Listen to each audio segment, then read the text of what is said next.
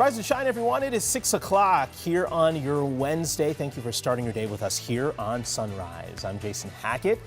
Got to talk weather to kick off your day here. Let's get out to Guy out in the yard. And guys, to step outside, people may notice a little bit wet out there. For sure. A soggy start, pavement damp, and other areas wet. It really depends on where you're watching, as north of the Twin Cities, finding more showers scattered.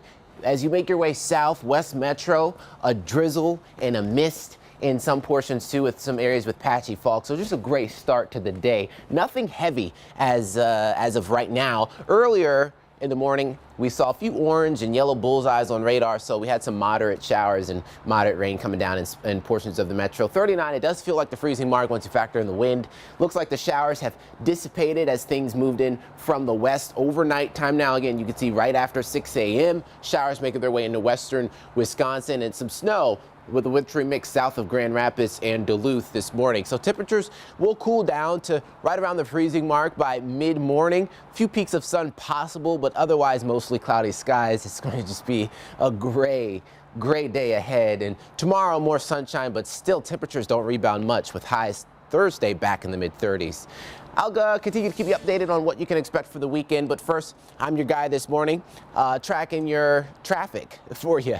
And it looks like we're still green in the metro this morning. No incidents. Smooth going. All right, Guy, thank you very much. Breaking news right now. We're following two separate death investigations that developed overnight. Eva is at the live desk with information just into the newsroom about what happened here. Eva. Hi, Jason. We'll start with a homicide in St. Paul. We got new information from police just hours ago. They tell us that happened on St. Paul's east side. A woman was found with multiple stab wounds. She ended up dying at the hospital. Let's take a look at where it happened, here at Maryland Avenue and North Forest Street around 9 last night. Investigators say it's the 8th homicide in St. Paul this year and what appears to be the second domestic homicide. When officers arrived, they found a chaotic scene.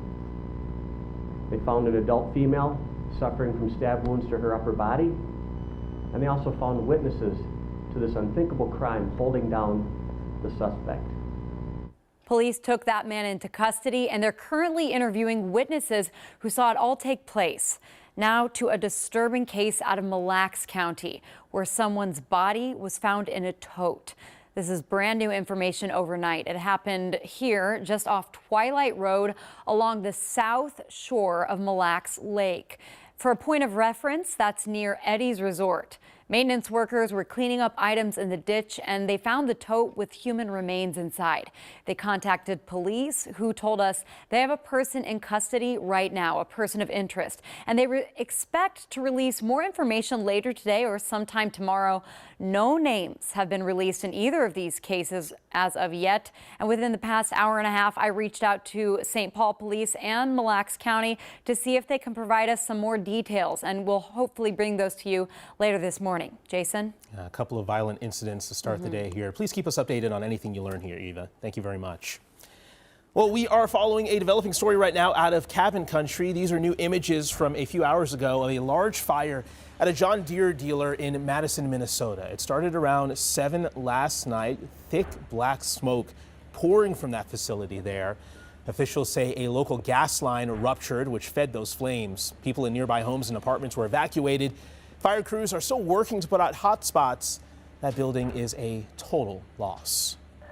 Right now, Stillwater is under a state of emergency as the city braces for intense flooding this spring. Experts say the St. Croix River has a high chance of reaching major flood stage. Some experts say the water could rise as high as it did in this video you see from 2001, when the St. Croix River was high enough to close the iconic lift bridge. Cece is live in Stillwater at Lowell Park, breaking down what the city plans to do when that water rises. Cece, good morning. Hey, good morning. Yeah, this really is a concern for the city, but as you saw in that video from 2001, nothing that they haven't experienced before. Now, the state of emergency that you mentioned, it's really going to clear the way for emergency response when this water behind me does start to rise. Now, the National Weather Service, it says above average flooding is possibly expected for the St. Croix this spring when all of this snow starts to melt. City officials confirmed earlier this week that to prepare, it'll start building a temporary dike followed by sandbagging. There will also be some street and parking lot closures along the waterfront where we are now, including closures at the iconic Lift Bridge. Now, officials say these flooding plans could be in place until about mid-May. Jason. All right, CC Gaines live for us in Stillwater this morning. Thank you. In just 3 hours, opening statements will begin in the sex trafficking trial for Anton Lazzaro. The former GOP strategist is accused of paying a woman to recruit teen girls to have sex with him for money. Jury selection for his trial finished yesterday. Today, 9 women and 7 men will sit on the jury. All 5 alleged victims are expected to testify. Hundreds of St. Paul public workers will remain on the job. They reached a tentative contract agreement with the city. A vote on the new deal is set for Thursday. If this is approved, the strike will be officially averted. Details of the agreement have not been released. Union workers who plow snow, repair potholes, and handle sewer and water operations were asking for more competitive wages and better benefits. Now, all this as St. Paul pothole packing efforts get underway. It's warm enough now, finally, that St. Paul is breaking out the hot pothole filler. During colder months, the city uses a cold mix as a temporary solution to the potholes. The hot mix is a more permanent fill, so hopefully you can stop destroying your car. We know it's been rough out there, but good to see those repairs now underway.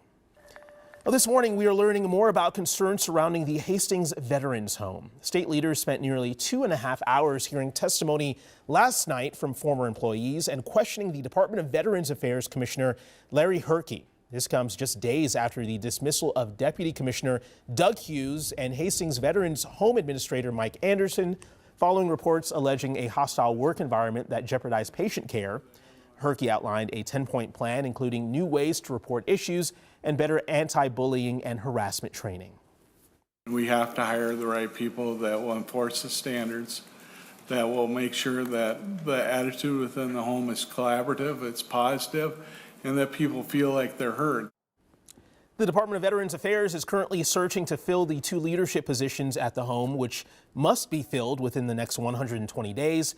Until then, an interim administrator is leading that facility.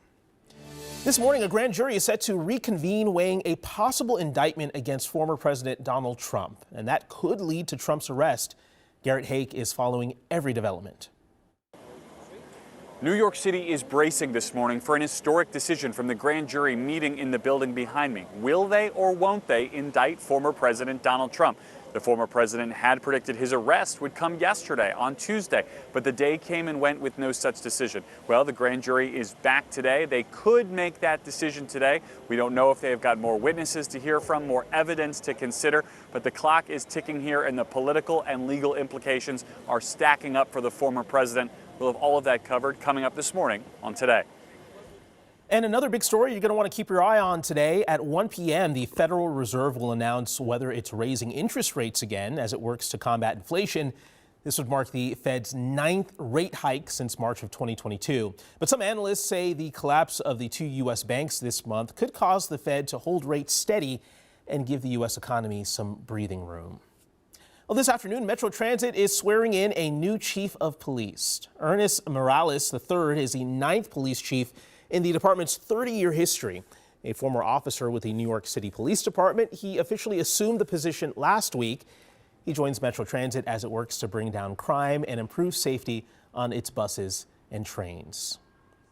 Let's take a live look outside now from our sky cam. As you step outside, you may notice we've had some rain throughout the night, but is it over for the rest of the day? That's the question this morning. Let's get out to Guy in the yard. And Guy, you've been with an umbrella, without an umbrella, with one, without one. It's been all over the place. I should have grabbed it before heading out right now. But, you know, if you are getting ready to head out, a mist. It's very misty with some areas dealing with some patchy fog as well. Temperatures are in the mid-30s and upper 30s this morning. It will be a gray start, but for right now, dark and early, you kind of can make out, we're looking over downtown Minneapolis, you kind of can make out just low-hanging clouds. So it's going to be, again, a gray start to the day. 39, it does feel like the freezing mark with southwest winds at 11 miles per hour. Spotty showers will exit. Now, north of the Twin Cities, Some borderline scattered showers and scattered rain still lingering, but as we speak, things are decreasing and pushing out of the state. So we are on the tail end of this. Temperatures drop to the mid to the low 30s and then climbing back up to the upper 30s by the afternoon hours. So still our warmest air of the day right now. So it's not a bad start out there getting out of the door this morning, taking the dog out maybe for a walk. I would just grab that jacket with a hood just to, that mist so you don't just get wet. Upper 20s tonight, tomorrow, sunshine builds in the forecast, clearing skies on the way for tomorrow afternoon, but still temperatures in the upper 30s. Friday, Saturday, mid 40s. Sunday, Monday, temperatures drop after some AM flurries on Sunday, low 40s on Monday. Tuesday, we're right back in the upper 30s and cool.